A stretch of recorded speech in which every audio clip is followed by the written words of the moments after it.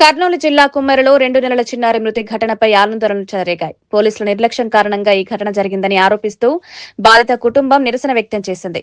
ధర్మ సమాజ్ పార్టీ అధ్యక్షుడు Visharadan Maharaj, BC, SC, ST icons chairman Balaraj Goud బాధితులతో కలిసి రాష్ట్ర మానవ హక్కుల కమిషన్ను ఆశ్రయించారు. ఈ ఘటనపై పూర్తి నివేదిక ఇవ్వాలని HRC chairman justice Shamim Akhtar డీజీపీని ఆదేశించారు.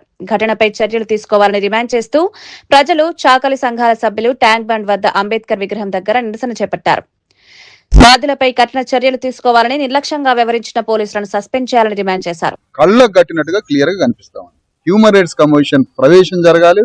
వారు హ్యూమన్ రైట్స్ కమిషన్ రికమెండేషన్స్ తో తొందరగా మా పని కావాలని మిలాడ్ని మేము అందరం కోరాము. పేరుకే తూతూ మంత్రంగా 3 అరెస్ట్ చేసి ఇంకా 5 మందిని అరెస్ట్ చేయలేదు కాబట్టి, బడుగు బలహీన వర్గాలు మా ఎస్సీ సోదరిమణులు కాబట్టి మేము వాళ్ళకు సపోర్ట్ గా ఉంటామని మీ ద్వారా తెలియజేస్తున్నాము. నిరసన జరుగుతున్న రజకులను అరెస్ట్ చేసి పోలీస్ స్టేషన్ తీసుకుపోయారు. బేషరతుగా రజకులను వెంటనే అరెస్ట్ చేయాలి, లేకపోతే రేవంత్ రెడ్డి ఇల్లు పుట్టడి కూడా చేస్తాం, ఈ రజకుల సత్తా ఏంటో కూడా చూపిస్తామని చెప్పి ఈ రాష్ట్ర ముఖ్యమంత్రికి ఈ వేదిక ద్వారా హెచ్చరించడం జరుగుతుంది.